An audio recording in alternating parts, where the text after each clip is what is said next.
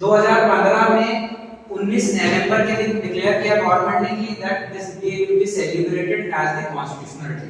However इसका वैसे ही significance है क्योंकि 1949 में इस दिन हमने अपने जो संविधान है उसको अंगीकृत किया, समर्पित किया। ठीक है, तो एक बहुत बेसिक आइडिया मैं आपको दे देता हूं कि कॉन्स्टिट्यूशन है क्या। दिस बुक, ये बुक क्या करती है या why we need the constitution, हमको कॉन्स्टिट्यूशन की जरूरत क्यों, क्यों हमको संविधान की आवश्यकता है। ये क्वेश्चन, दूसरा क्वेश्चन जो ध्यान में आता है कि संविधान क्या है, तीसरा संविधान क्या करता है। ठीक है, इस संविधान के आने के पहले आप देखो ये दो फेज है, this is the first, this is one phase, this is the second phase, बीच में ये बुक खड़ी है। ठीक है, इस बुक के पहले अगर आप देखोगे अपना स्टेटस, तो हम लोग गुलाम थे किसके, ब्रिटिश सरकार के।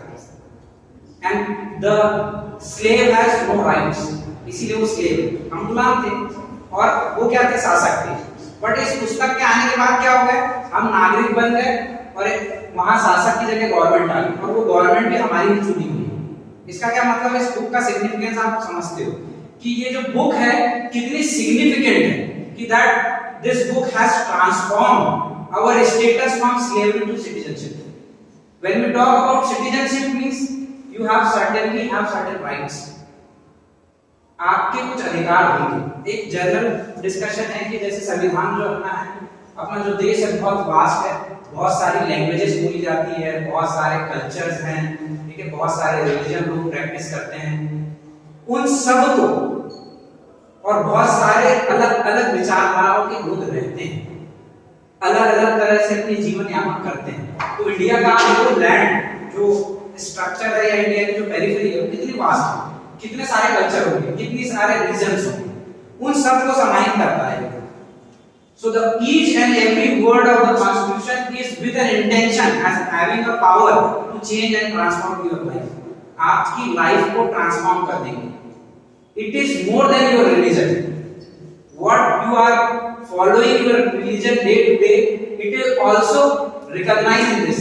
ठीक है, तो आपके रिलीजन, एक और ब्यूटी है इसकी कि this book is also giving you a right.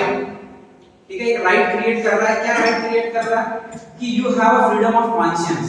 Freedom of conscience का मतलब है being a religious person, I don't want to believe any of the religious practices, so I can do so. This constitution gives me this right to right of freedom of conscience, कि मैं अपने conscience को मानूं, किसी particular धर्म को ना मानूं, ये अधिकार भी देता है। नास्तिक का जो राइट्स हैं उसको भी रिकॉग्नाइज करता है। So this is written very beautifully। और प्रियम्बल में अगर आप प्रियम्बल की वर्डिंग देखेंगे तो प्रियम्बल की एक ब्यूटी है। प्रियम्बल के बारे में बोला जाता है RC Lahoti, the chief justice of India, who studied from and he was there from Indore में जो होलकर कॉलेज है वहां से पढ़े हैं।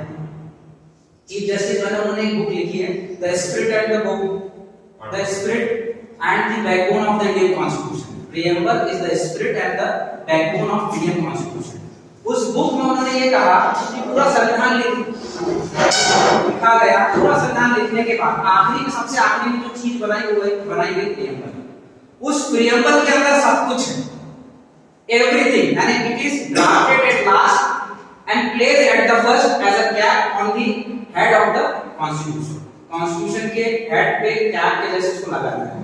So if you understand the gravity and the beauty of that preamble, उसके एक वर्ड जो है ना, तो उसका अरेंजमेंट है कि कौन सा वर्ड पहले आएगा, कौन सा वर्ड बाद में आएगा, क्यों आएगा, इसके ऊपर भी बहुत सारा विचार मंथन हुआ है। और the arrangement of word is also having a logic, बिना लॉजिक के नहीं। जैसे फॉर एग्जाम्पल अगर मैं ये आपको कहूं कि आपको विचारों की स्वतंत्रता नहीं है, आपको विचारों की स्वतंत्रता नहीं पर आपको अभिव्यक्ति की स्वतंत्रता है, तो क्या आपकी स्वतंत्रता मानी जाएगी? नहीं मानी जाएगी। या मानी जाएगी? यानी आप सोच नहीं सकते फ्रीली, बट आप बोल सकते हो। आप प्रियम्बल के वर्ड देखो, पहले लिखा है विचारों के लिए, विचार लिखा है, फिर अभिव्यक्ति लिखा है, ठीक है, फिर क्या लिखा है, विश्वास लिखा है, फिर धर्म लिखा है, फिर उपासना लिखा है। तो वो जो अरेंजमेंट है, वो अरेंजमेंट इसीलिए ऐसा है। जैसे सबसे ऊपर जस्टिस को रखा, क्योंकि जस्टिस की क्वालिटी है, liberty and equality must be there, then only the justice will be done. यानी इसीलिए जस्टिस को सबसे ऊपर रखा गया। उसके बाद क्या रखा गया? नेक्स्ट क्या अरेंजमेंट था? जस्टिस के बाद नेक्स्ट वर्ड क्या है? फ्रीडम। और उसके बाद क्या है? इक्वालिटी। तो फ्रीडम को बीच में क्यों रखा गया? इक्वालिटी को पहले क्यों नहीं रखा गया? क्योंकि आपको स्वतंत्रता उतनी है जिससे दूसरे समानता वायलेट ना हो, तो उसको कंट्रोल कर दिया गया। You understand the arrangement? तो ये जो अरेंजमेंट है कॉन्स्टिट्यूशन में, इसीलिए इन ऑर्डर टू सेलिब्रेट, ठीक है, इस डे को इसलिए सेलिब्रेट करते हैं, being as a citizen, to proclaim as a citizen that we have certain rights being a citizen. Earlier इस डे के पहले हम लोग क्या थे? गुलाम थे। So this actually has uplifted our status from slavery to citizenship. Because of this, we are cherishing and we are celebrating the things which are given in this. Like, if some of you are Muslim, they are respecting Quran as their basic text. So being an Indian citizen, this is our basic text. आपका सब कुछ आपके जन्म से लेकर even till your death entirely governed by this document. This is the beauty of this document, ठीक है। तो ये डॉक्यूमेंट इतना आगे इसको आप पढ़ोगे तो आपको लगेगा हर चीज एकदम सिस्टमैटिक है, एवरीथिंग इज सिस्टमैटिक और हर चीज कनेक्टेड है।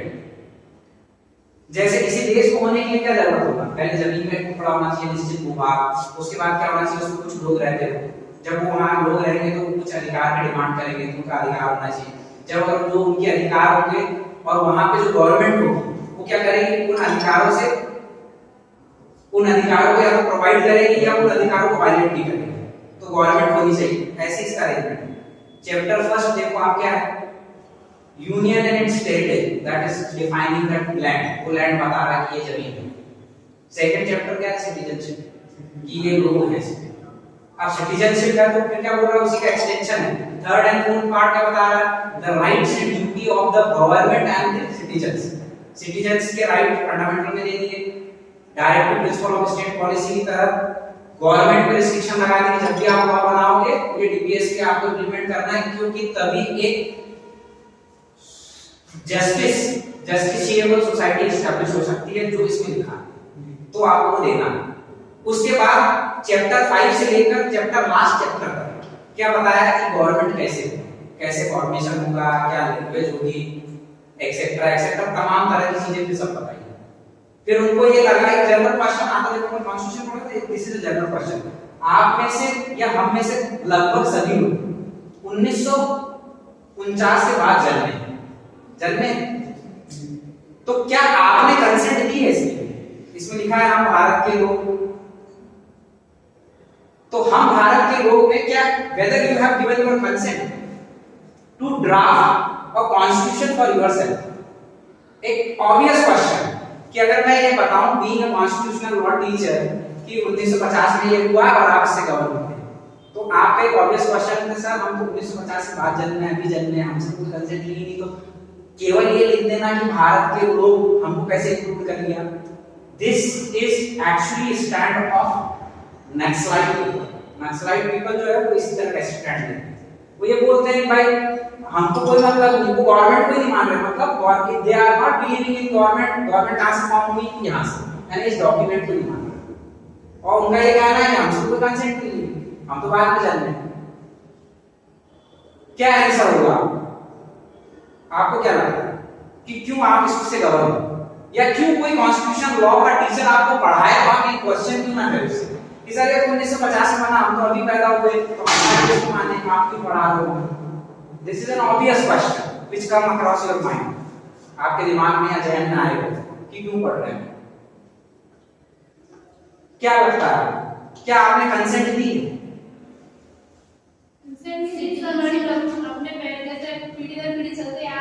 तो इसका मतलब है you wanted to be a prisoner of past.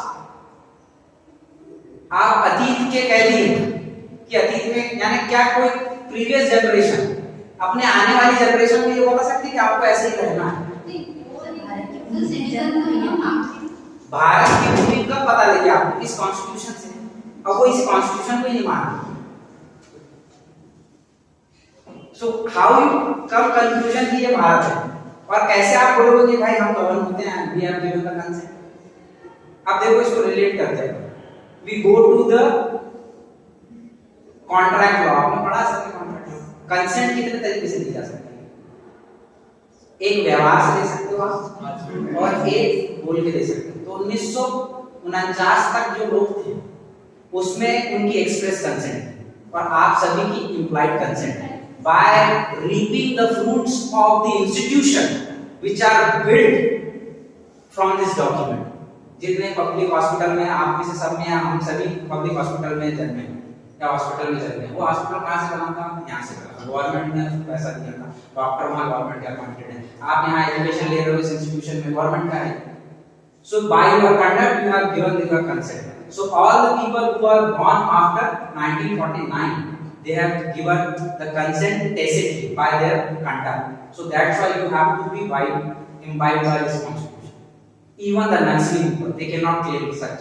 Okay? So this is an idea. That's why we are celebrating this, and I am very thankful, Sarma sir, कि आज भी to discuss few things with you.